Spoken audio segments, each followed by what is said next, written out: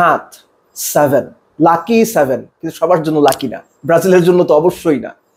7 number মাস হোক, 7 তারিখে খেলা হোক, সকাল 7টায় শুরু হোক, কিংবা 7 নম্বর জার্সির ভিনিসিয়াস মাঠের বাইরে বসে থেকে খেলা দেখুক, ব্রাজিল 7-এর পাকে পড়ে গেলেই ম্যাচ আর জেতে না। উরুগুয়ের সঙ্গে টাই ব্রেকে হেরে ব্রাজিল কোপা আমেরিকার কোয়ার্টার ফাইনাল থেকে ছিটকে গেছে। কংগ্রেচুলেশনস ইউরোপে সেমিফাইনাল খেলার জন্য। আমি ট্যাকটিক্যাল আলোচনাতে যাচ্ছি না, শুধুমাত্র কিছু তথ্যভিত্তিক কথাবার্তা বলতে চাই। নাম্বার 1 হচ্ছে, আমরা ট্রেডিশনালি ব্রাজিল টিমকে কি দেখেছি? ব্রাজিল টিমের রোনালদো, রিভালদো, কাকা, রোনালদিনো এদের কথা বাদ দেন, ব্রাজিলের সেন্টার ব্যাকরা পর্যন্ত যখন পেনাল্টি বা স্পট কিক নিতে যেত, সবাই নিশ্চিত থাকতো যে ভাই এটা goal. Whether it is Cafu, Roberto Carlos, Lucio, এমনকি দানি আলভেজরা পর্যন্ত। কিন্তু এই যে এদার মিলিটাওরা যে শট নেন, লুইসরা যে শট নেন, এটা দেখতে না অসুন্দর লাগে। ব্রাজিল টিমের হলুদ জার্সির সঙ্গে প্লেয়ারগুলো যায় না। আপনি যদি ব্রাজিলের লাইন আপ দেখেন, শুধুমাত্র 2 উইংয়ে রাফিনিয়া এবং রদ্রিগোকে কিছুটা ভালো মার্কস দিতে পারেন, কিন্তু যাদের উপরে মূল দায়িত্ব ছিল মাঠটা নিয়ন্ত্রণ করার, ব্রুনো গুমেরেস কিংবা লুকাস পাকেতা জঘন্য পারফরমেন্স করেছেন। এবং ব্রাজিলের মিডফিল্ডে প্লে মেকিং রোলে কিংবা হোল্ডিং রোলে এই ধরনের বাজে পারফরমেন্স, এই ধরনের মানে বাজে পারফর্ম করা ফুটবলার আপনি এর আগে কখনোই দেখেননি। That is Brazil for you. এই ব্রাজিলটা আস্তে আস্তে খাদের কিনারায় চলে গেছে। যারা ব্রাজিল ফুটবলের ভক্ত, ব্রাজিল দেখে যারা অভ্যস্ত, কিংবা ব্রাজিল ফুটবলের যে সৌন্দর্য দেখে তারা অভ্যস্ত, ডমিনেটিং ফুটবল দেখে যারা অভ্যস্ত, তারা এই ব্রাজিলকে দেখে লজ্জা পাবেন, লজ্জায় তাদের মাথা হেট হবে, দুঃখ পাবেন। এইটা নাকি ব্রাজিল? পুরো ম্যাচে ব্রাজিল গোটা 7 বোধহয় শট নিতে পেরেছে। দেখেন, আমি শুরুতে স্পট কিকের কথা বললাম, ব্রাজিলের যে স্ট্রাইকাররা ছিল, ব্রাজিলের যে মানের ফিনিশিং এর মানে অ্যাবিলিটি ছিল, যে ফিনিশাররা ছিলেন, আমরা সবাই জানি এই টিমের সাথে সেটা মেলে। 7টা শট নিয়েছে, 3টা অন টার্গেট। পুরো ম্যাচে 12 আর 7 19টা শট বাড়ে নেওয়া হয়েছে, যার 4টা অন টার্গেট। উরুগুয়ের মাত্র 1টা শট অন টার্গেট ছিল।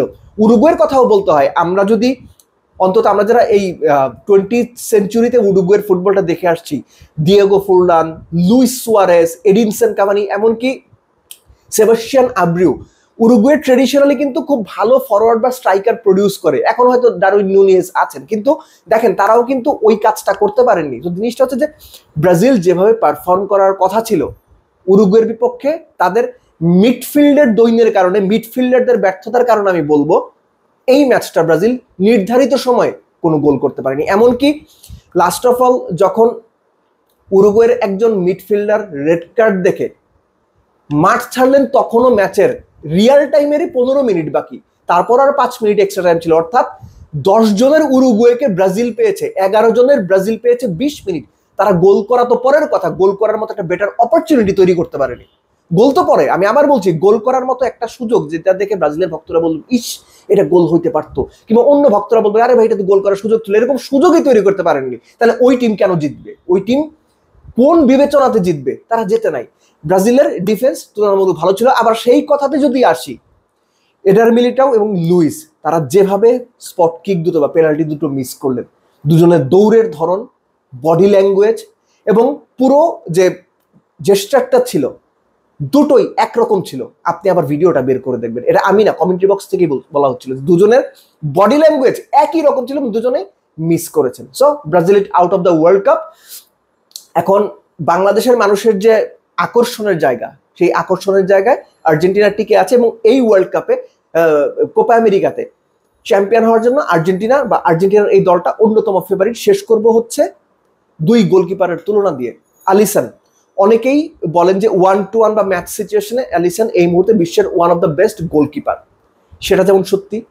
টাই ব্রেকারে বা স্পট কিকে আলিসনের চাইতে এমিলিয়ানো মার্তিনেজ যোজন এগিয়ে আছেন, সেটাও সত্যি, স্পেশালি টাই ব্রেকারের সময় স্পট কিকে। সো আলিসন খুব গুরুত্বপূর্ণ মুহূর্তে একটা সেভ করেছিলেন, কিন্তু পার্টিকুলার দিকে গেজটা ঠিক করার পরে আপনি খেয়াল করে দেখেন আলিসন একটা মাত্র শটেই শুধুমাত্র ভুল দিকে ডাইভ করেছেন, বাকিগুলোতে কিন্তু তিনি সঠিক দিকেই ডাইভ করেছেন। সো সেটাও তিনি ফেরাতে পারেননি।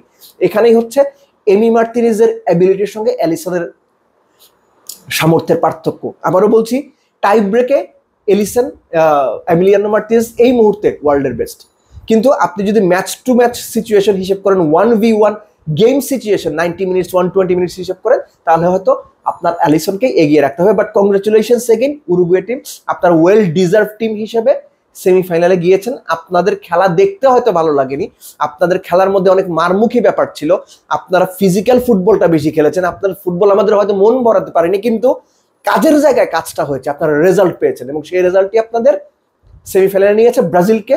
7ম মাসের 7 তারিখে সকাল 7টায় বাংলাদেশ সময় যে ফুটবল ম্যাচটা হলো কোয়ার্টার ফাইনাল, সেখান থেকে ছিটকে দিয়েছে। 7 মানেই ব্রাজিলের জন্য বিরাট এক গাড্ডা ভাই, এটা অস্বীকার করার কিছু নাই।